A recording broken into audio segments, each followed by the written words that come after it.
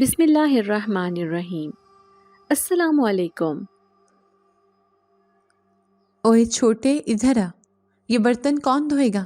تیرا باپ؟ اگر آج یہ دیگیں صاف نہ ہوئی تو تجھے کھانا نہیں ملے گا، سمجھا؟ سیٹھ جبار کی کڑکتی ہوئی آواز نے مجھے چونکا دیا۔ میں کچن کے ٹھنڈے فرش پر بیٹھا پیاز چھیل رہا تھا اور میری آنکھوں سے پانی بہہ رہا تھا۔ یہ آنسو پیاز کی وجہ سے تھے یا میری قسمت کی وجہ سے، یہ فیصلہ کرنا مشکل تھا۔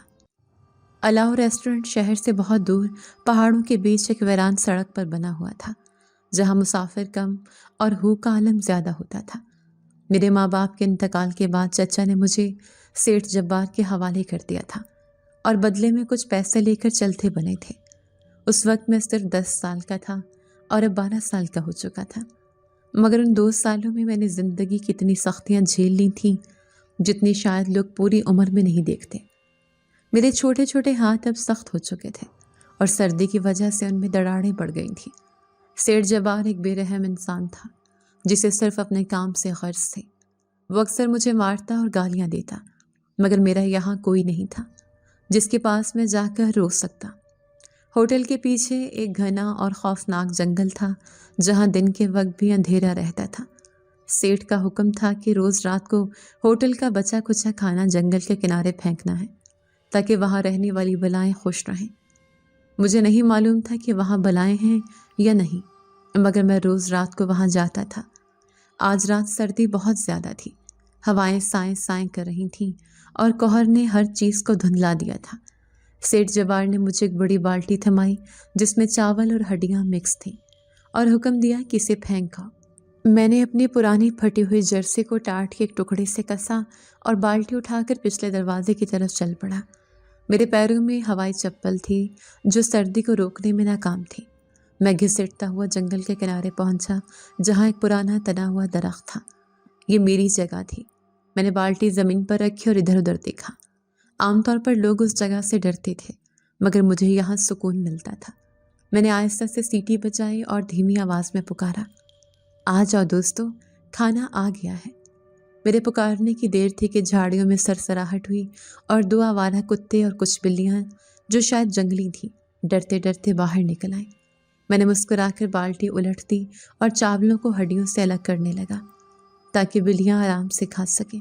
میں ان سے باتیں کرتا رہا، کھا لو، آج گوشت زیادہ ہے، سیٹھ نے آج کڑاہی بنائی تھی، آرام سے کھاؤ، کوئی تمہیں نہیں مارے گا۔ یہ جانور ہی میرے دوست تھے، وہ مجھے جانتے تھے اور میرے پاس آ کر اپنی دمیں ہلاتے تھے۔ مجھے ان کو کھاتا دیکھ کے عجیب سی خوشی ملتی تھی، شاید اس لیے کہ بھوک کا دکھ مجھ سے بہتر کوئی نہیں جانتا تھا۔ میں وہیں پتھر پر بیٹھ گیا اور انہیں تکتا رہا۔ میری ماں کہتی تھیں کہ بے زبانوں کی دعا سیدھی عرش تک جاتی ہے۔ میں سوچتا تھا کہ کیا یہ جانور میرے لیے دعا کرتے ہوں گے؟ میری جان سیٹھ جبار سے چھوٹ جائے۔ ابھی میں ان جانوروں کو دیکھ ہی رہا تھا کہ اچانک وہ سب چونک گئے۔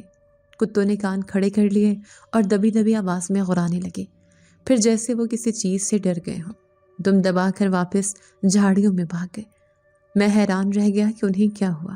تبھی مجھے ایک سسکی سنائی دی اور انہیں کی آواز، یہ آواز کسی جانور کی نہیں تھی بلکہ کسی عورت کی تھی۔ میرا دل دھک سے رہ گیا۔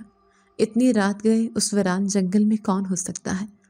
پہلے تو میں ڈر گیا کہ کہیں یہ کوئی چڑیل نہ ہو جیسا کہ سیٹھ جبار کہتا ہے، مگر وہ آواز اتنی درد بھری اور اداس تھی کہ میرا ڈر ہمدردی میں بدل گیا۔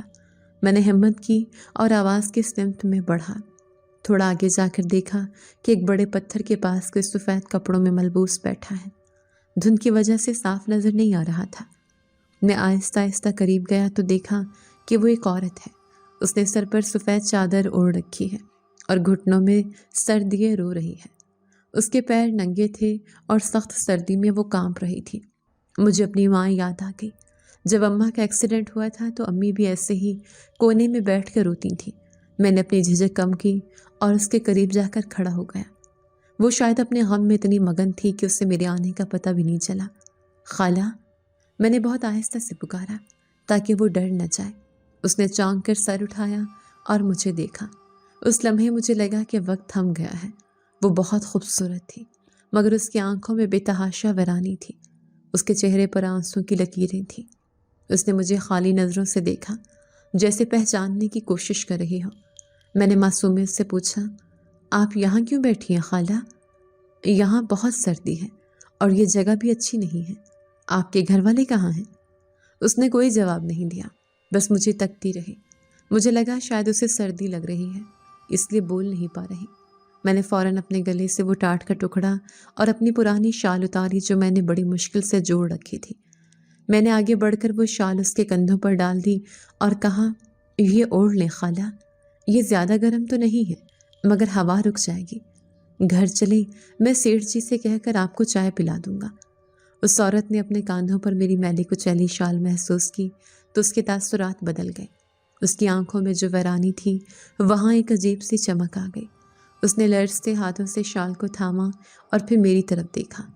اس بار اس کی نظروں میں شفقت تھی۔ اس نے گلوگیر لہجے میں کہا، تم ڈرے نہیں مجھ سے بچے؟ یہاں تو بڑے بڑے سورما آنے سے گھبراتے ہیں۔ میں نے سادگی سے جواب دیا، ڈر کس بات کا خالہ؟ آپ بھی تو میری طرح اکیلی لگ رہی ہیں۔ جب میری امی روتی تھیں تو میں ان کے پاس بیٹھ جاتا تھا تو وہ چپ ہو جاتی تھی۔ آپ بھی مت روئیں، اللہ سب ٹھیک کر دے گا۔ میری بات سن کر اس کی آنکھوں سے پھر آنسو جاری ہو گئے، مگر یہ آنسو شاید دکھ کے نہیں تھے۔ اس نے ہاتھ بڑھا کر میرے سر پر رکھا۔ اس کا ہاتھ برف کی طرح ٹھنڈا تھا مگر اس میں ممتا کی گرمی تھی۔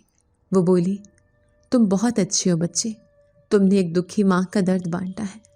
جاؤ اب تم واپس جاؤ، سیٹھ تمہیں ڈھونڈ رہا ہوگا، مگر یاد رکھنا آج کے بعد تم کبھی اکیلے نہیں رہو گے۔ میں اس کی بات کا مطلب نہیں سمجھا۔ سیٹھ کی ڈانٹ کا خیال آتے ہی میں گھبرا گیا۔ میں نے کہا، اچھا خالہ آپ بھی گھر جائیں، اور یہ کہہ کر میں وہاں سے واپس بھاگ آیا۔ میں نے مڑ کر نہیں دیکھا کیونکہ مجھے دیر ہو رہی تھی، مگر میرے دل میں ایک عجیب سا سکون تھا، جیسے کوئی بہت بڑا بوجھ اتر گیا ہو۔ ہوٹل واپس پہنچا تو سیٹھ جوار دروازے پر ہی کھڑا تھا۔ اس کے ہاتھ میں ایک موٹا ڈنڈا تھا۔ مجھے دیکھتے ہی وہ چیخا، کہاں مر گیا تھا نواب زادے؟ اتنی دیر لگا دی؟ اتنی دیر لگتی ہے کچرا پھینکنے میں؟ اور یہ تیری شال کہاں گئی؟ ضرور بیچ کر کچھ کھا لیا ہوگا تو نے۔ اس نے میری بات سنے بغیر ایک ڈنڈا میری کمر پر رسید کیا۔ میرے منہ سے چیخ نکل گئی، درد کی ایک لہر میرے پورے جسم میں دوڑ گئی۔ اس نے مجھے دھکا دے کر کچن کی طرف گرایا اور بولا، جا دفع ہو جا اور یہ برتن دھو، اگر ایک بھی چکنائے کا دھبا رہا تو صبح خیر نہیں تیری۔ میں لگڑاتا ہوا سنک کے پاس گیا جہاں برتنوں کا ڈھیر لگا ہوا تھا۔ پانی کی ٹینکی باہر چھت پر تھی اور رات کو پانی برف بن جاتا تھا۔ میں نے روتے ہوئے اللہ کو یاد کیا اور نلکا کھولا۔ میں تیار تھا کہ ابھی ٹھنڈا پانی میرے زخموں پر نمک چھڑکے گا، مگر جیسے ہی پانی میرے ہاتھوں پر گرا میں حیران رہ گیا۔ پانی ٹھنڈا نہیں تھا، وہ نیم گرم تھا۔ میں نے حیرت سے نلکے کو دیکھا، پھر دوبارہ ہاتھ نیچے کیا۔ پانی واقعی گرم اور آرام دہ تھا۔ یہ کیسے ہو سکتا ہے؟ گیزر تو سیٹھ کے باتھ روم میں لگا ہے، یہاں تو ٹھنڈا پانی آتا ہے۔ میں نے سوچا شاید موٹر چلنے سے پانی گرم ہو گیا ہو۔ میں نے جلدی جلدی برتن دھونا شروع کیے اور پھر ایک اور عجیب بات ہوئی۔ جو دیگیں گھنٹوں رگڑنے سے صاف ہوتی تھیں وہ ہلکا سا ہاتھ لگاتے ہی چمکنے لگی۔ مجھے لگا جیسے میرے بازو میں کسی اور کی طاقت آ گئی ہے، یا شاید کوئی اور میرے ساتھ مل کر یہ دیگیں اٹھا رہا ہے۔ میں ادھر ادھر دیکھتا رہا مگر وہاں کوئی نہیں تھا، بس ایک دھیمی دھیمی خوشبو تھی، وہی خوشبو جو جنگل میں عورت کے پاس سے آ رہی تھی۔ میرا گھنٹوں کا کام منٹوں میں ختم ہو گیا اور مجھے ذرا بھی تھکن نہیں ہوئی۔ اس رات میں اپنے بستر پر لیٹا تو مجھے سردی نہیں لگ رہی تھی، حالانکہ میں نے اپنی شال اس عورت کو دے دی تھی اور کمرے کی کھڑکی بھی ٹوٹی ہوئی تھی۔ مجھے ایسا لگ رہا تھا جیسے کسی نے مجھے گرم لحاف میں لپیٹ رکھا ہے۔ میں نے سکون کا سانس لیا اور سو گیا۔ اگلے چند دن ایسے ہی گزرتے رہے۔ میرا ہر کام وقت سے پہلے اور آسانی سے ہو جاتا۔ سیٹھ جبار جو پہلے مجھے ہر وقت ڈانٹتا تھا اب وہ مجھے مشکوک نظروں سے دیکھنے لگا تھا۔ ایک دن میں لکڑیاں کاٹ رہا تھا، کلہاڑی بھاری تھی مگر میں اسے تنکے کی طرح چلا رہا تھا۔ سیٹھ جبار تھوڑی دیر کرسی پر بیٹھا حقہ پی رہا تھا اور مجھے گھور رہا تھا۔ اس نے مجھے پاس بلایا اور میری کلائی پکڑ کر بولا، کیوں رے ایان، یہ طاقت کہاں سے آ رہی ہے تجھ میں؟ پہلے تو روتا رہتا تھا، اب نہ تجھے بھوک لگتی ہے نہ تھکن ہوتی ہے۔ چوری چھپے کچن سے دیسی گھی تو نہیں کھا رہا؟ میں نے ڈرتے ہوئے کہا، نہیں سیٹھ جی، میں تو وہی روکھی سوکھی روٹی کھاتا ہوں جو آپ دیتے ہیں، بس اللہ مدد کر رہا ہے۔ सेठ ने मेरी आंखों में झांका। उसकी आंखें शक से सिकुड़ गईं। वो बोला, अल्लाह मदद कर रहा है या कोई और? मुझे सब खबर है। होटल के तय खाने में बाबा खुरासानी यूं ही नहीं बैठे। वो कहते हैं कि तेरे इर्द गिर्द कोई साया है, कोई है जो तेरी मदद कर रहा है। सच बता, कौन है वो? मैं काम गया। मैं उसे उस औरत के बारे में नहीं बताना चाहता था, क्योंकि मुझे डर था कि वो उसे भी नुकसान पहुंचाएगा। मैंने सर झुका लिया और खामोश रहा। सेठ ने मुझे झटका दिया और बोला, जा अपना काम कर, मैं खुद पता लगा लूँगा। उस रात सेठ जवार सोया नहीं। वो जानना चाहता था कि आखिर माजरा क्या है। मैं गोदाम के कोने में सो रहा था। दिन भर की थकन की वजह से मेरी आंख लग गई थी। सेठ जवार दबे पांव खिड़की के पास आया और अंदर झांकने लगा। बाहर घुप अंधेरा था, मगर कमरे के अंदर का मंजर देखकर सेठ के पैरों तले से ज़मीन निकल गई। उसने देखा कि मैं फटे हुए बिस्तर पर सुखड़ा हुआ सो रहा हूँ और मेरे सरहाने एक हिउला बैठा है, एक सफ़ेद पोश साया। वो एक औरत थी जिसका चेहरा नूर से दमक रहा था। वो मेरे बालों में उंगलियां फेर रही थी, जैसे कोई माँ अपने बच्चे को सुलाती है। उसके वजूद से निकलने वाली रोशनी ने मेरे इर्द गिर्द एक हसार सा बना रखा था। सेठ जवाहर ने अपनी ज़िंदगी में बहुत से काले धंधे देखे थे, मगर ऐसा मंजर उसने कभी नहीं देखा था। वो डरने के बजाय एक शैतानी मुस्कुराहट के साथ पीछे हटा। उसकी आंखों में खौफ नहीं बल्कि लालच चमक उठा था। वो बड़बड़ाया, तो ये बात है, एक जिनजादी इस यतीम पर आशिक है या इसे अपना बेटा समझ बैठी है। ये तो बहुत काम की चीज़ है। अगर ये जिनजादी मेरे कब्जे में आ जाए तो मैं दुनिया का अमीर तरीन आदमी बन सकता हूँ। उसने वहीं खड़े खड़े एक फ़ैसला किया और तेज़ी से तहखाने की तरफ बढ़ गया, जहाँ बाबा खुरासानी अपनी काली दुनिया बसाए बैठे थे। उसके दिल में खौफ नाम की कोई चीज़ नहीं थी, बल्कि उसकी जगह हवस और लालच ने ले ली थी। वो जानता था कि जो मंजर उसने अभी खिड़की से देखा है वो कोई आम बात नहीं है। एक जिनजादी का इंसानी बच्चे से ऐसा लगाव किसी बड़े ख़जाने की चाबी साबित हो सकता था। सेठ ने तहखाने का भारी लोहे का दरवाज़ा धक्का दिया और सामने का मंजर किसी कमज़ोर दिल इंसान का पत्ता पानी करने के लिए काफ़ी था। तहखाने में घुप अंधेरा था। सिर्फ एक कोने में जलती हुई लालटेन की मध्यम रोशनी दीवारों पर अजीब व गरीब साए बना रही थी। हवा में सिरांड और जले हुए गोश्त की बू रची हुई थी। कमरे के वस में राख का एक ढेर था, जिसके गिर्द जानवरों की हड्डियां बिखरी पड़ी थीं, और उन्हीं हड्डियों के बीचों बीच बाबा खुरासानी बैठा था। उसका जिस्म सूख कर कांटा हो चुका था, मगर उसकी आंखों में एक ऐसी शैतानी चमक थी जो अंधेरे में भी दिखाई देती थी। बाबा खुरासानी, सेठ जवाहर ने हांफते हुए पुकारा, मुझे एक ऐसी चीज़ नजर आई है जो तुम्हारे काले इल्म को माला माल कर देगी। मैंने अभी देखा, ऊपर गोदाम में उस यतीम लड़के के पास। बाबा खुरासानी ने आहिस्ता से गर्दन घुमाई। उसकी गर्दन से हड्डियों के चिटकने की आवाज़ आई। उसने हाथ के इशारे से सेठ को खामोश रहने का हुक्म दिया और अपनी करख्त आवाज़ में बोला, मुझे पता है जब्बार, मुझे खुशबू आ रही है, एक बहुत पुरानी और ताकतवर खुशबू। ये खुशबू सदियों से इस जंगल में कैद थी, मगर आज ये आज़ाद हो गई है। बता, तूने क्या देखा? सेठ जवाहर ने जोश में आगे बढ़ते हुए कहा, बाबा, वो एक औरत थी, सफ़ेद लिबास में। उसके जिस्म से नूर निकल रहा था और वो उस अयान के सर पर हाथ फेर रही थी जैसे उसकी माँ हो। मैंने सुना है जिन्नात जिस इंसान पर मेहरबान हो जाए उसे बादशाह बना देते हैं। अगर हम इस जिनजादी को काबू कर लें तो। बाबा खुरासानी के हलक से एक अजीब सी हंसी निकली जो किसी जानवर की खुराहट जैसी थी। वो बोला, बेवकूफ़ इंसान, वो कोई आम जिनजादी नहीं है, वो इस पहाड़ी सिलसिले की पुरानी मलिका है। उसका नाम महरू है और वो इंसानों से नफरत करती है। अगर वो उस लड़के पर मेहरबान हुई है तो इसका मतलब है उस लड़के में कुछ ऐसा है जिसने उसका दिल का कफल खोल दिया है। मगर याद रख, जिन्नात की मोहब्बत उनकी सबसे बड़ी ताकत भी होती है और सबसे बड़ी कमज़ोरी भी।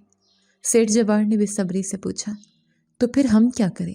क्या हम उसे पकड़ नहीं सकते? बाबा खुरासानी ने राख के ढेर से एक काला कोयला उठाया और उसे अपनी हथेली पर रखकर मसल दिया। उसे ताकत से नहीं पकड़ा जा सकता जब्बार, उसकी ताकत मेरे इल्म से कहीं ज़्यादा है। अगर हमने सीधा हमला किया तो वो हमें और इस होटल को राख का ढेर बना देगी। उसे काबू करने का सिर्फ एक ही रास्ता है और वो रास्ता उस लड़के के गले से होकर गुजरता है। क्या मतलब? सेठ जवाहर की समझ में कुछ नहीं आ रहा था। بابا خراسانی نے اپنی بے نور آنکھیں اوپر اٹھائیں اور شیطانی مسکراہٹ کے ساتھ بولا، ہم اس لڑکے کو ڈھال بنائیں گے۔ کل صبح سورج نکلنے سے پہلے ہی اس لڑکے کو میرے پاس لا۔ میں اس کے لیے ایک ایسا تحفہ تیار رکھوں گا جو اس جنزادی کو تڑپنے پر مجبور کر دے۔ جب وہ اپنے منہ بولے بیٹے کے قریب آنے کی کوشش کرے گی تو اسے ایسی تکلیف ہوگی کہ وہ خود ہمارے قدموں میں گر کر بھیک مانگے گی۔ جاؤ اور اس لڑکے کو لے کر آؤ۔ اگلی صبح جب میری آنکھ کھلی تو مجھے اپنے ارد گرد کا ماحول بہت بوجھل محسوس ہوا۔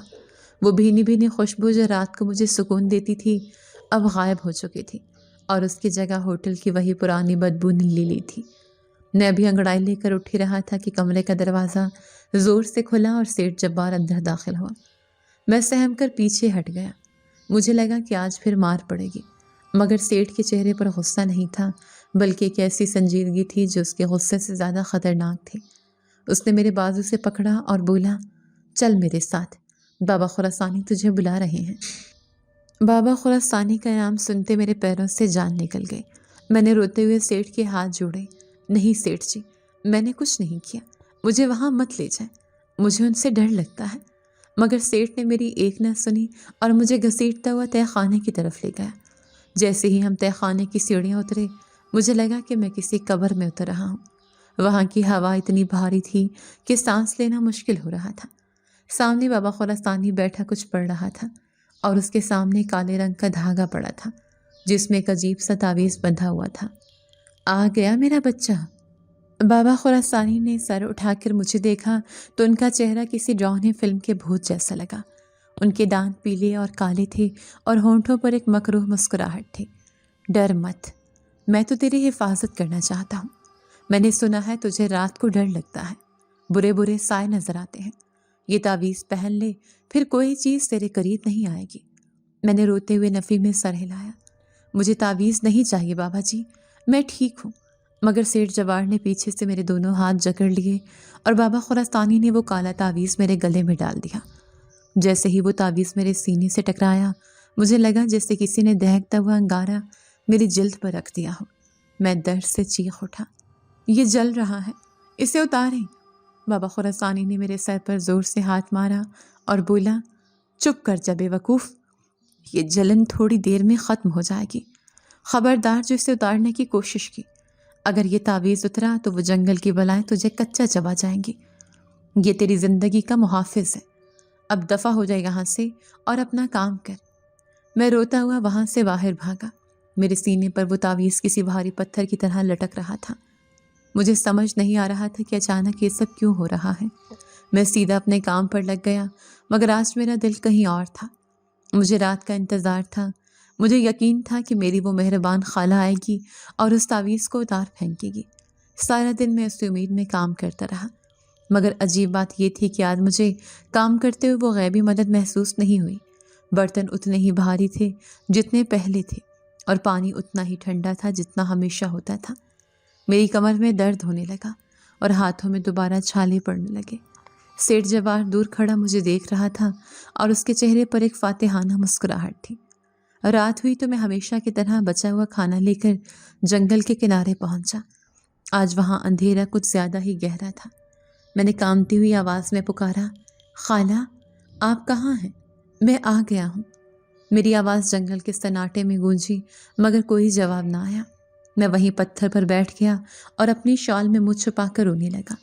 میں نے اپنے سینے پر ہاتھ رکھا جہاں وہ تعویذ اب بھی گرم محسوس ہو رہا تھا۔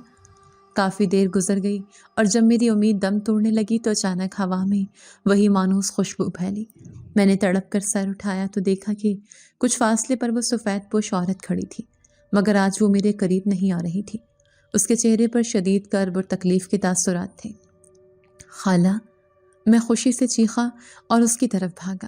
آپ آ گئیں، مجھے پتہ تھا آپ آئیں گی۔ دیکھیں، سیٹھ نے مجھے یہ گندا سا تعویذ پہنا دیا ہے، آپ اسے اتار دینا۔ میں اس کی طرف دوڑا مگر جیسے میں اس کے قریب پہنچا ایک خوفناک واقعہ ہوا۔ میرے سینے سے کالی شعاع نکلی اور سیدھی اس عورت کے وجود سے ٹکرائی۔ جیسے ہی وہ شعاع سے لگی وہ درد سے بری طرح چیخیں۔ اس کے چیخ میں اتنا درد تھا کہ میرے کانوں میں سیٹیاں بجنے لگی۔ نہیں ایان، پیچھے ہٹ جاؤ، میرے قریب مت آؤ۔ میں حیران و پریشان وہیں رک گیا۔ کیا ہوا خالہ؟ آپ کو کیا ہوا؟ وہ زمین پر گر گئی اور تڑپنے لگی جیسے اسے آگ لگ گئی ہو۔ وہ تعویذ، اس نے ہامتے ہوئے کہا، وہ کالے جادو کا حصار ہے، وہ مجھے تمہارے پاس آنے سے روک رہا ہے۔ اگر میں تمہارے قریب آئی تو میں جل جاؤں گی اور تمہیں بھی نقصان پہنچے گا، دور رہو مجھ سے۔ میرا دل کرچی کرچی ہو گیا، میں اپنی جگہ پر کھڑا بلک بلک کر رونے لگا۔ تو کیا اب ہم کبھی نہیں مل سکیں گے؟ کیا آپ مجھے چھوڑ جائیں گی؟ مہرو نے اپنی درد بھری آنکھوں سے مجھے دیکھا۔ اس کی آنکھوں میں ممتا کا سمندر ٹھاٹھے مار رہا تھا، مگر وہ بے بس تھی۔ اس نے دور سے ہی ہوا میں ہاتھ لہرایا جیسے میرے آنسو پہنچ رہی ہوں۔ میں تمہیں کبھی نہیں چھوڑوں گی میرے بچے، مگر وہ ظالم لوگ جیت گئے ہیں۔ انہوں نے ہمارے درمیان آگ کی دیوار کھڑی کر دی ہے، لیکن تم فکر مت کرو، میں کوئی راستہ نکالوں گی۔ میں اپنی جان پر کھیل کر بھی تمہاری حفاظت کروں گی۔ فی الحال تم جاؤ، یہاں سے چلے جاؤ، اس سے پہلے کہ یہ آگ مجھے راکھ کر دے۔ میں مجبوری کے عالم میں پیچھے ہٹا۔ میں دیکھ رہا تھا کہ اس کا سفید لباس جگہ جگہ سے جھلس گیا تھا، اور یہ سب اس منحوس تعویذ کی وجہ سے تھا جو میرے گلے میں پڑا تھا۔ میں واپس مڑا، روتا ہوا ہوٹل کی طرف بھاگا۔ میرے دل میں سیٹھ جبار اور بابا خراسانی کے لیے نفرت کا لاوا پک رہا تھا۔ انہوں نے مجھ سے میرا واحد سہارا چھین لیا تھا۔ اگلے کئی دن میرے لیے عذاب بن گئے۔ اب نہ کوئی غیبی مدد تھی اور نہ ہی رات کو ملنے والا وہ سکون۔ کام کا بوجھ بڑھتا گیا اور سیٹھ کا ظلم بھی۔ سیٹھ جبار اب کھل کر میرے سامنے ہنستا تھا۔ ایک دن میں صفائی کر رہا تھا کہ وہ میرے پاس آیا اور تعویذ کو انگلی سے چھو کر بولا، کیوں ایان میاں، کیسا ہے تمہارا وہ غیبی دوست؟ آتا نہیں ہے مدد کو؟ لگتا ہے وہ بھی تمہیں چھوڑ کر بھاگ گیا۔ یاد رکھنا، اس دنیا میں کوئی اپنا نہیں ہوتا، صرف یہ سیٹھ جبار ہی تمہارا مالک ہے۔ میں خاموشی سے اپنے آنسو پی گیا، مگر مجھے نہیں پتا تھا کہ جنگل میں ایک ماں تڑپ رہی ہے۔ مہرو روز رات کو جنگل کے کنارے آتی اور دور کھڑی ہو کر مجھے ہوٹل کی کھڑکی سے دیکھتی رہتی۔ وہ میرے قریب نہیں آ سکتی تھی، مگر اس کی بے چینی بڑھتی جا رہی تھی، اور یہی وہ چیز تھی جس کا بابا خراسانی کو انتظار تھا۔ ایک رات بابا خراسانی اور سیٹھ جبار تہہ خانے میں بیٹھے تھے۔ بابا خراسانی کے سامنے پانی کا ایک پیالہ رکھا تھا جس میں وہ کچھ دیکھ رہے تھے۔ انہوں نے سیٹھ کی طرف دیکھ کر کہا، مچھلی تڑپ رہی ہے، جال تیار ہے، اب وقت آ گیا ہے کہ ہم آخری چال چلیں۔ اس لڑکے کا تعویذ اب صرف اسے دور رکھنے کے لیے نہیں بلکہ اسے بلانے کے لیے استعمال ہوگا۔ کل رات ہم ایان کو جنگل کے بیچوں بیچ لے جا کر باندھ دیں گے۔ جب وہ درد سے چیخے گا تو اس کی چیخیں اس جنزادی کے کلیجے میں تیر کی طرح لگیں گی۔ وہ ممتا کی ماری ہے جبار، وہ اپنی جان بچانے کے لیے نہیں رکے گی۔ وہ آئے گی اور جیسے ہی وہ اس حصار میں داخل ہوگی وہ ہمیشہ کے لیے میری غلام بن جائے گی۔ سیٹھ جبار نے کہہ کر لگایا، تو پھر تیاری کرو بابا، کل کی رات دولت کی بارش کی رات ہوگی۔ میں اوپر اپنے کمرے میں بستر پر لیٹا چھت کو گھو رہا تھا۔ مجھے نہیں معلوم تھا کہ نیچے میری زندگی کا سودا ہو رہا ہے، اور کل رات میری اور میری منہ بولی ماں کے لیے قیامت کی رات ہونے والی ہے۔ تعویذ کی گرمیاں میرے سینے کو جلا رہی تھی، مگر اس سے زیادہ جلن میرے دل میں تھی۔ میں بس یہی دعا مانگ رہا تھا کہ یا اللہ کوئی معجزہ دکھا دے، میری خالہ کو ان ظالموں سے بچا لے۔ اگلی صبح کا سورج نکلا تو ضرور، مگر اس کی روشنی میں وہ تپش نہیں تھی جو زندگی کا احساس دلاتی ہے، بلکہ ایک زردی مائل اداسی تھی جو میرے دل پر چھائے ہوئی گھٹا کو مزید گہرا کر رہی تھی۔ ہوٹل کی فضا میں ایک عجیب سی خاموشی تھی، پرندوں کی چہچہاہٹ غائب تھی اور ہوا میں رکی ہوئی تھی، جیسے قدرت خود سانس روکے کسی آنے والے طوفان کا انتظار کر رہی ہو۔ میں کچن کے کونے میں دبکا بیٹھا تھا، اور میرے سینے پر پڑا ہوا وہ کالا تعویذ مجھے مسلسل کاٹ رہا تھا۔ یہ تعویذ صرف میری جلد کو نہیں جلا رہا تھا بلکہ میری روح کو بھی زخمی کر رہا تھا، کیونکہ میں جانتا تھا کہ یہی وہ دیوار ہے جو مجھے میری منہ بولی ماں سے دور کر رہی ہے۔ سیٹھ جبار آج معمول سے زیادہ خوش نظر آ رہا تھا۔ اس کی آنکھوں میں ایک وحشیانہ چمک تھی اور وہ بار بار اپنی مونچھوں کو تاؤ دے رہا تھا۔ وہ کچن میں آیا اور مجھے لات مار کر بولا، اٹھ جا منحوس، آج تیری زندگی کا آخری دن ہے اس کچن میں۔ آج کے بعد تجھے برتن دھونے کی ضرورت نہیں پڑے گی، کیونکہ آج رات تو ہم پر دولت کی برسات ہونے والی ہے۔ مجھے اس کی باتوں کی مطلب سمجھ نہیں آیا، مگر میرا دل زور زور سے دھڑکنے لگا۔ میں نے ڈرتے ڈرتے پوچھا، سیٹھ جی، کیا آپ مجھے چھٹی مل جائے گی؟ کیا میں جا سکتا ہوں؟ سیٹھ جبار نے ایک زوردار کہکا لگایا جس سے اس کا بڑا پیٹ زور سے ہلنے لگا۔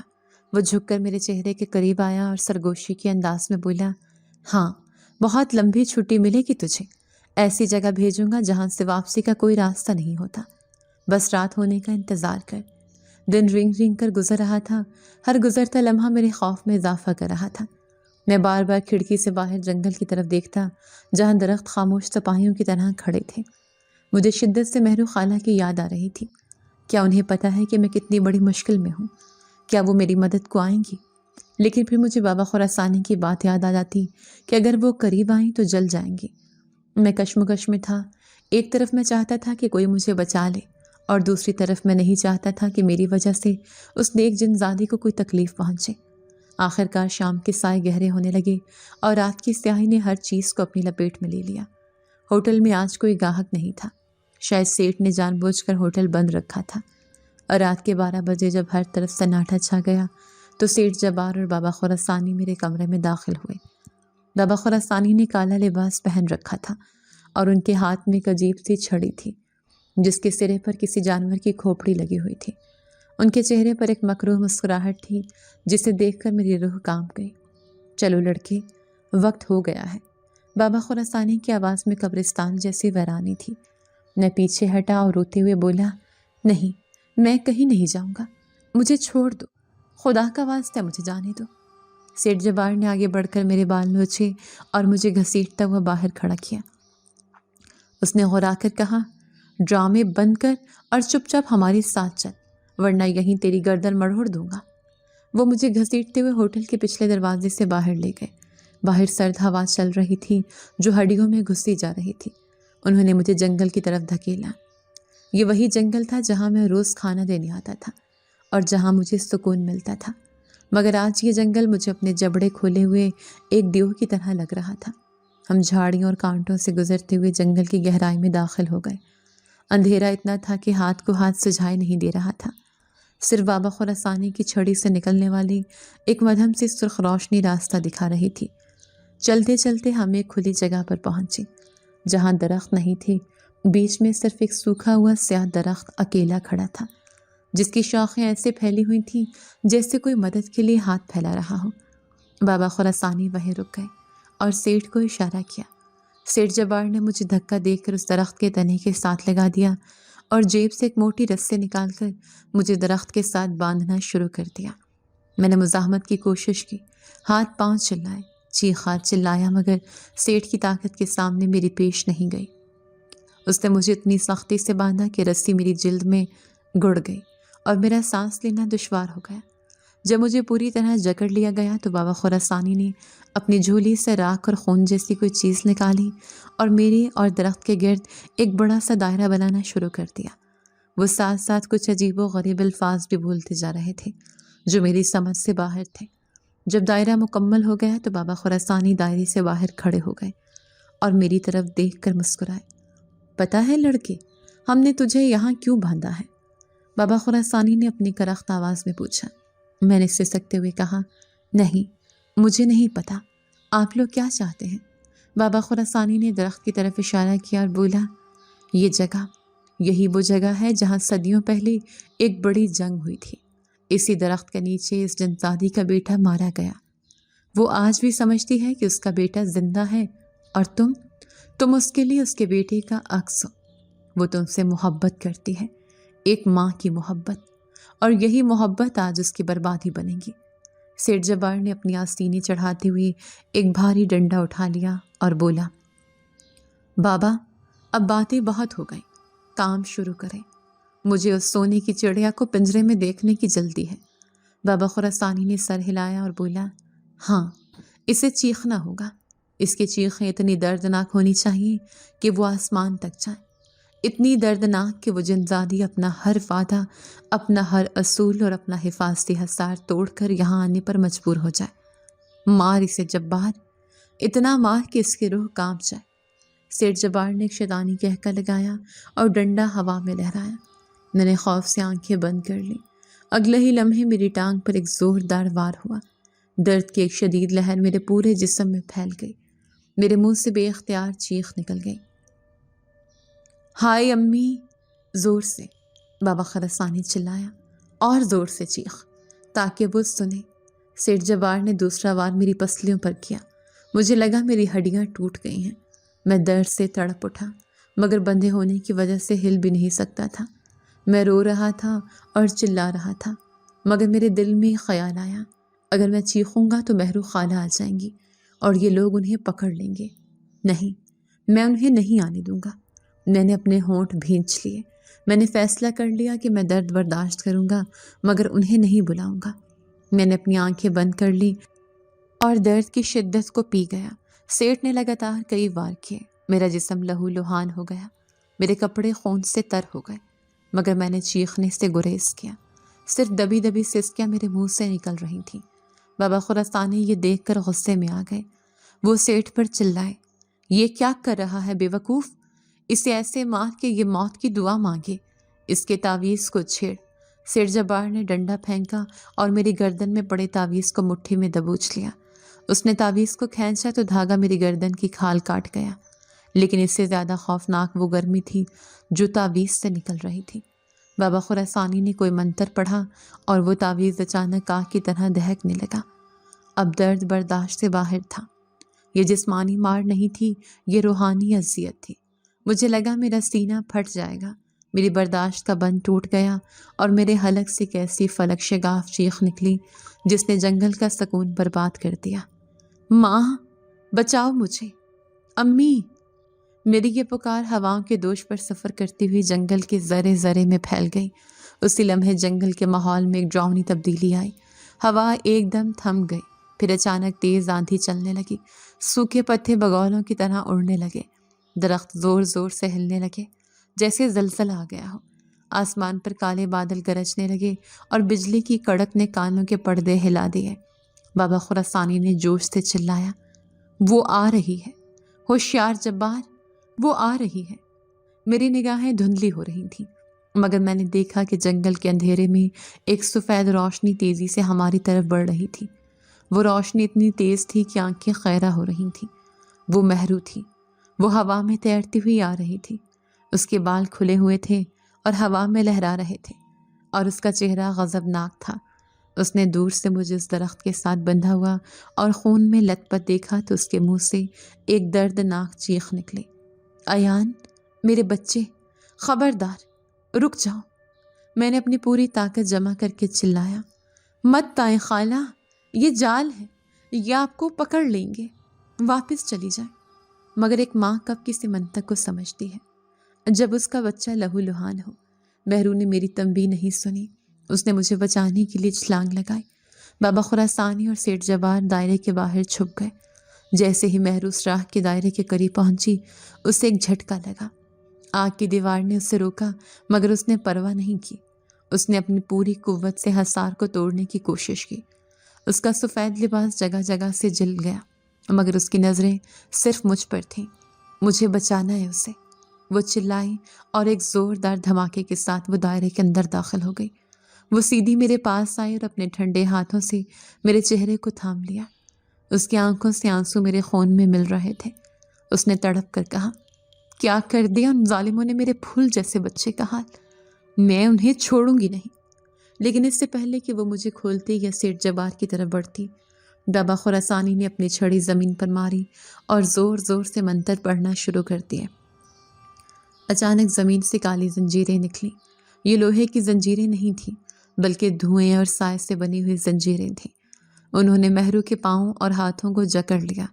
مہرو نے چیخ ماری اور خود کو چھڑانے کی کوشش کی، مگر وہ کمزور پڑتی جا رہی تھی۔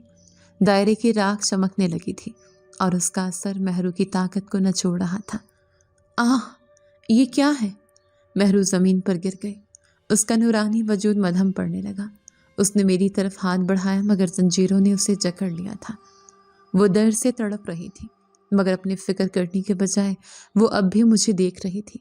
سیٹھ جبار درخت کے پیچھے سے نکلا اور کہکا لگاتے ہوئے تالی بجانے لگا، واہ بابا واہ، مان گیا آپ کے علم کو، شکار خود چل کر جال میں پھنس گیا، پکڑ لیا ہم نے اسے، اب یہ جنزادی ہماری غلام ہے۔ بابا خراسانی بھی ہامتے ہوئے آگے بڑھے۔ ان کے چہرے پر تھکن کے باوجود فتح کا نشہ تھا۔ وہ بولے، میں نے کہا تھا نا، ممتا اس کی کمزوری ہے، اب یہ کہیں کی نہیں جا سکتی۔ جب تک یہ لڑکا اس درخت سے بندھا ہے اور اس کے گلے میں یہ تعویذ ہے، یہ جنزادی ہماری قید میں رہے گی۔ میں درخت کے ساتھ بندھا ہوا اپنی آنکھوں کے سامنے اپنی روحانی ماں کو ذلیل ہوتے دیکھ رہا تھا۔ مہرو زمین پر پڑی تھی، اس کی خوبصورت آنکھیں بے بسی سے مجھے دیکھ رہی تھیں۔ وہ سرگوشی میں بولی، معاف کرنا ایان، میں تمہیں بچانے آئی تھی، مگر شاید اب ہم دونوں مارے جائیں گے۔ سیٹھ جوار نے آگے بڑھ کر مہرو کے بالوں میں ہاتھ ڈالا اور اس کا چہرہ اوپر اٹھایا۔ اس نے حقارت سے کہا، بہت غرور تھا نا تجھے اپنی طاقت پر، اب دیکھ میں تیرا کیا حال کرتا ہوں۔ اب تو میرے اشاروں پر ناچے گی اور میرے لیے وہ خزانے لائے گی جو تو نے صدیوں سے چھپا رکھے ہیں۔ مہرو نے نفرت سے سیٹھ کے منہ پر تھوک دیا اور بولی، لعنت ہے تم پر، تم میرے جسم کو قید کر سکتے ہو مگر میری روح آزاد ہے۔ سیٹھ کو غصہ آ گیا، اس نے ہاتھ اٹھایا تاکہ مہرو کو تھپڑ مارے۔ میں یہ منظر دیکھ کر پاگل ہو رہا تھا۔ جس عورت نے مجھے ماں کا پیار دیا، جس نے میری سردی دور کی، آج میری وجہ سے اس درندے کے قدموں میں پڑی تھی۔ میرے اندر ایک عجیب سا طوفان اٹھ رہا تھا۔ یہ طوفان ڈر کا نہیں تھا، یہ غصے کا تھا، یہ بے بسی کا تھا جو طاقت میں بدل رہی تھی۔ میں نے اپنے بندھے ہوئے ہاتھوں کو مٹھیاں بنایا۔ میری نظریں اس کالے تعویذ پر جم گئیں جو میرے سینے پر لٹک رہا تھا اور چمک رہا تھا۔ مجھے یاد آیا کہ بابا خراسانی نے کہا تھا کہ یہ تعویذ ہی اس جنزادی کو کمزور کر رہا ہے۔ اگر میں یہ تعویذ توڑ دوں تو… یہ خیال بجلی کی طرح میرے ذہن میں کوندا، مگر میرے ہاتھ بندھے ہوئے تھے، میں اسے ہاتھوں سے نہیں توڑ سکتا تھا۔ سیٹھ جوار ابھی مہرو کو گالیاں دے رہا تھا اور بابا خراسانی اپنی کامیابی کے نشے میں چور تھے۔ کسی کا دھیان میری طرف نہیں تھا۔ میں نے اپنے جسم کی ساری طاقت اکٹھی کی اور اپنا سر پیچھے کی طرف لے گیا، پھر پوری قوت کے ساتھ اپنا سینہ درخت کے تنے سے رگڑنا شروع کر دیا۔ تعویذ درخت کی کھردری چھال سے رگڑ کھا رہا تھا۔ مجھے درد ہو رہا تھا مگر میں رکا نہیں۔ میں جانوروں کی طرح تڑپ رہا تھا اور اپنا سینہ رگڑ رہا تھا تاکہ وہ دھاگا ٹوٹ جائے۔ مہرو نے مجھے دیکھ لیا، اس نے چیخ کر کہا، نہیں ایان، مت کرو، تمہیں چوٹ لگ جائے گی، مگر میں نے اس کی نہیں سنی۔ میں نے ایک آخری زور لگایا، درخت کی ایک نوکیلی شاخ تعویذ کے دھاگے میں پھنس گئی۔ میں نے جھٹکا دیا اور کڑک ٹوٹ گیا۔ وہ منحوس کالا دھاگا میرے سینے کی رگڑ سے ٹوٹ کر زمین پر جا گرا۔ اس کے گرتے ہی جنگل کی فضا میں ایک ایسی خوفناک خاموشی چھا گئی جو کسی بہت بڑے طوفان سے پہلے ہوتی ہے۔ میں ہانپ رہا تھا، میرا سینہ درخت کی چھال سے رگڑ کھا کر لہو لہان ہو چکا تھا، مگر میری نظریں زمین پر پڑی اس وجود پر جمی تھی جسے بچانے کے لیے میں نے اپنی جان کی بازی لگا دی تھی۔ وہ تعویذ جو مہرو خالہ کے لیے آگ کا حصار تھا اب بے جان پڑا تھا، اور اس کے ٹوٹتے ہی وہ کالی زنجیریں جو دھوئیں کی طرح ان کے جسم سے لپٹی ہوئی تھیں بھاپ بن کر ہوا میں تحلیل ہونے لگی۔ بابا خراسانی جو ابھی تک اپنی جیت کے نشے میں چور تھا، ان کی ہنسی حلق میں اٹک گئی اور سیٹھ جوار کے چہرے پر پھیلی مکروہ مسکراہٹ خوف میں بدل گئی۔ مہرو خالہ کے وجود میں ایک لرزہ طاری ہوا۔ ان کا سفید لباس جو آگ کی تپش سے جگہ جگہ سے جھلس چکا تھا، اچانک ایک نئی اور تیز روشنی کے ساتھ چمکنے لگا۔ وہ روشنی اتنی تیز تھی کہ مجھے اپنی آنکھیں چندھیاتی ہوئی محسوس ہوئی۔ وہ آہستہ آہستہ زمین سے اٹھی، ان کا سر جھکا ہوا تھا اور کھلے ہوئے سیاہ بال ان کے چہرے پر لہرا رہے تھے، مگر ان کے اٹھنے کے انداز میں جو وقار اور جو ہیبت تھی، اس نے پورے جنگل کو لرزا کر رکھ دیا۔ درختوں کے پتے زور زور سے ہلنے لگے اور ہوا میں کسی ایسی گونج پیدا ہوئی جیسے زمین کا سینہ پھٹ رہا ہو۔ بابا خراسانی نے گھبرا کر اپنی چھڑی اٹھائی اور دوبارہ وہی منتر پڑھنے کی کوشش کی، مگر ان کے الفاظ ان کے منہ سے نکلنے کی بجائے وہیں جم گئے۔ مہرو خالہ نے اپنا سر اٹھایا اور جب میں نے ان کی آنکھوں میں دیکھا تو مجھے خوف نہیں بلکہ ایک عجیب سا احساس سے تحفظ ملا۔ ان کی آنکھیں اب سیاہ نہیں تھیں بلکہ ان میں پگھلا ہوا سونا تیر رہا تھا۔ یہ ایک ماں کا غضب تھا جس کے بچے کو اس کی آنکھوں کے سامنے تڑپایا گیا تھا۔ تم نے کیا سمجھا تھا جادوگر کہ تم چند منتروں اور کالے دھاگوں سے ممتا کو قید کر لو گے؟ تم نے آگ کو للکارا ہے۔ مہرو خالہ کی آواز اب ان کی پرانی دھیمی آواز نہیں تھی بلکہ اس میں بادلوں کی گرج شامل تھی۔ انہوں نے بابا خراسانی کی طرف صرف ایک ہاتھ بڑھایا اور کہا، تم نے اس پاک زمین کو اپنے ناپاک قدموں سے گندا کیا ہے۔ تم نے ایک یتیم بچے کے آنسوں کا سودا کیا ہے۔ آج تم اپنے انجام کو دیکھو گے۔ بابا خراسانی نے چیخ کر اپنی چھڑی ان کی طرف پھینکی جو ہوا میں لہراتی ہوئی ایک کالے سام کی شکل اختیار کر گئی، مگر مہرو خالہ نے اسے ہاتھ لگانے کی بھی زحمت نہیں کی۔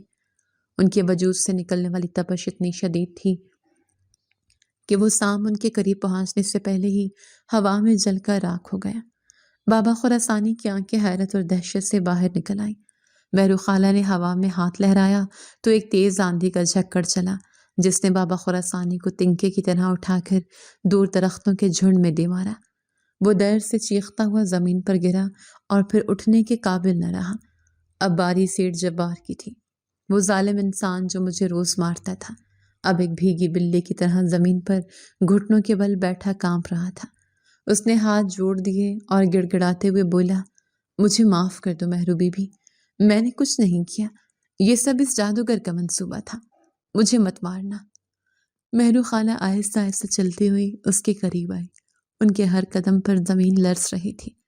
انہوں نے سیٹھ جبار کو گریبان سے پکڑ کر ایسے ہوا میں اٹھا لیا جیسے وہ کاغذ کا پتلا ہو۔ انہوں نے غضبناک لہجے میں کہا، تم معافی کے نہیں عبرت کے حقدار ہو۔ تم نے ایک معصوم کی بھوک اور مجبوری کا فائدہ اٹھایا۔ تم بھول گئے کہ یتیم کا وارث خدا خود ہوتا ہے اور کبھی کبھی وہ ہم جیسی نادیدہ مخلوق کو وسیلہ بنا کر بھیجتا ہے۔ مہرو خالہ نے سیٹھ کو زمین پر نہیں پٹخا بلکہ اس کی آنکھوں میں آنکھیں ڈال کر کچھ ایسا دیکھا کہ سیٹھ جبار نے ایک ایسی چیخ ماری جو شاید میلوں دور تک سنی گئی ہو۔ اس کی عقل زائل ہو گئی اور وہ دیوانوں کی طرح ہنسنے لگا۔ اس نے اسے پاگل پن کی ایسی سزا دی تھی کہ اب وہ ساری زندگی اسی جنگل میں بھٹکتا رہتا۔ جب وہ دونوں ظالم اپنے انجام کو پہنچ گئے تو مہرو خالہ کا غصہ اچانک کافور ہو گیا۔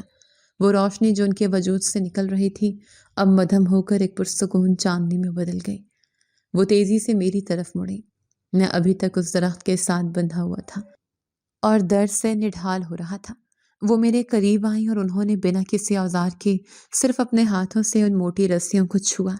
رسیاں خود بخود کھل کر گر گئیں۔ جیسے ہی میں آزاد ہوا میں کمزوری کی وجہ سے گرنے لگا، مگر انہوں نے مجھے زمین پر گرنے نہیں دیا بلکہ مجھے اپنی باہوں میں سمیٹ لیا اور وہیں زمین پر بیٹھ گئے۔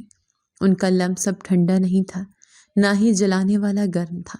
یہ بالکل ویسا تھا جیسے بچپن میں ماں کی گود کا ہوتا تھا، پرسکون اور محفوظ۔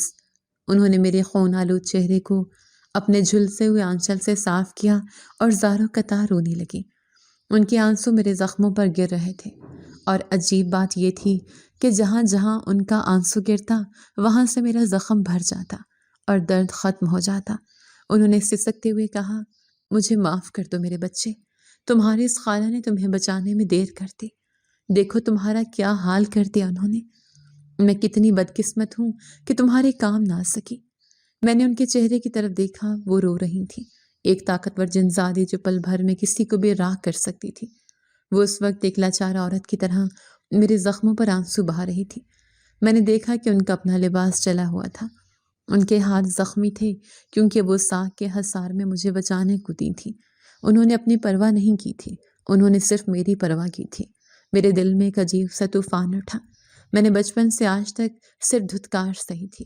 میں انہیں خالہ کہتا تھا کیونکہ وہ مجھے روٹی دیتی تھی، شال دیتی تھی، مگر آج انہوں نے مجھے زندگی دی تھی۔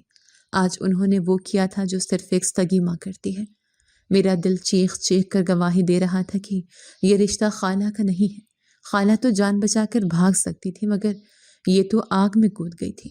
میں نے کانپتے ہوئے ہاتھ سے ان کے آنسو پونچھے، میرے ہونٹ ہلے اور عادت کے مطابق میں نے کہنا چاہا، خالہ مت روئے، مگر لفظ خالہ میرے حلق میں پھنس گیا۔ مجھے لگا یہ لفظ ان کی قربانی کی توہین ہے۔ میں نے ان کی آنکھوں میں دیکھا جہاں ممتا کا سمندر ٹھاٹھے مار رہا تھا، اور پھر اچانک میرے دل کا فیصلہ میری زبان پر آ گیا۔ میں نے سسکتے ہوئے کہا، نہیں امی، آپ دیر سے نہیں آئی، آپ تو تب آئیں جب میرا کوئی نہیں تھا، آپ مت روئیں امی۔ جیسے ہی میرے منہ سے امی کا لفظ نکلا ان کا پورا وجود ساکت ہو گیا، ان کی ہچکی وہیں رک گئی۔ انہوں نے چونک کر میرا چہرہ اپنے ہاتھوں کے پیالے میں بھرا اور بے یقینی سے میری آنکھوں میں دیکھا۔ ان کی آنکھوں میں ہزاروں سوال اور ہزاروں خوشیاں تھیں۔ انہوں نے کپ کپاتے ہونٹوں سے پوچھا، تم نے مجھے کیا کہا ایان؟ ابھی تم نے مجھے خالہ نہیں کہا، تم نے کیا کہا؟ میں نے मासूमियत और यकीन से उनके सीने से लगते हुए कहा, अम्मी।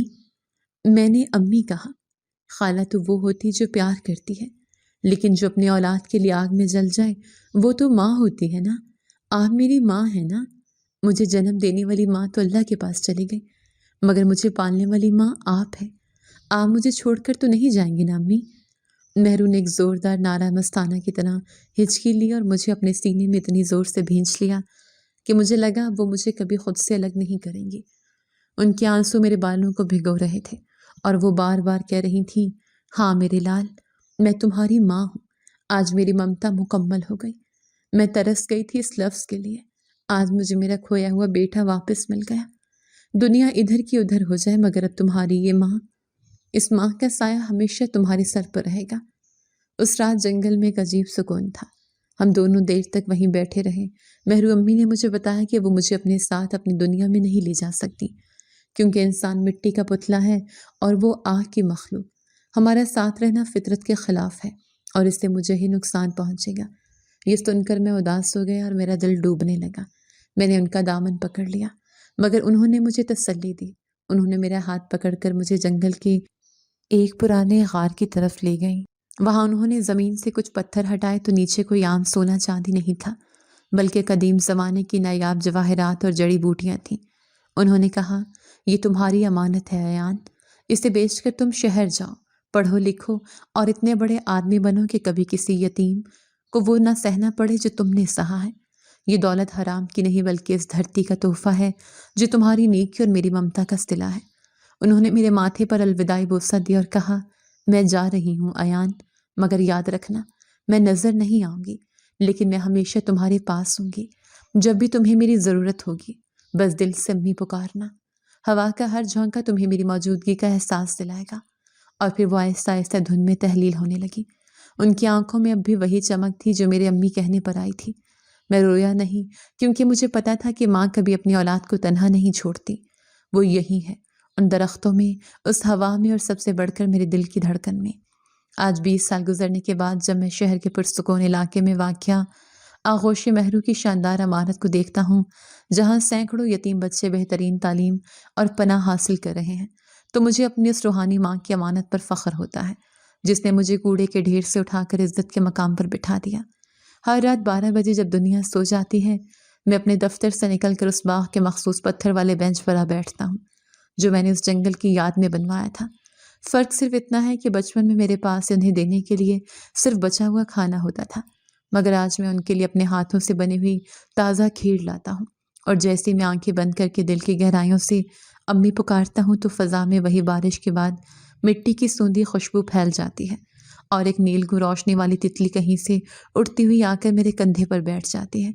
उस लम्हे हवा का नर्म झोंका जब मेरे बालों को सहलाता है, तो मुझे यकीन हो जाता है कि रिश्ते खून के नहीं, बल्कि एहसास के होते हैं। और मेरी मेहरू अम्मी आज भी नज़र न आते हुए भी मेरी मुहाफ़िज़ बनकर मेरे साथ मौजूद हैं। अगर आपको आज की हमारी कहानी पसंद आई है तो इसे लाइक कीजिए और अपने प्यारों के साथ शेयर कीजिए। और हाँ, अगर आपने अभी तक हमारा चैनल सब्सक्राइब नहीं किया तो ज़रूर कीजिए। मिलते हैं कल एक नई और दिलचस्प कहानी के साथ। तब तक के लिए अल्लाह हाफ़िज़।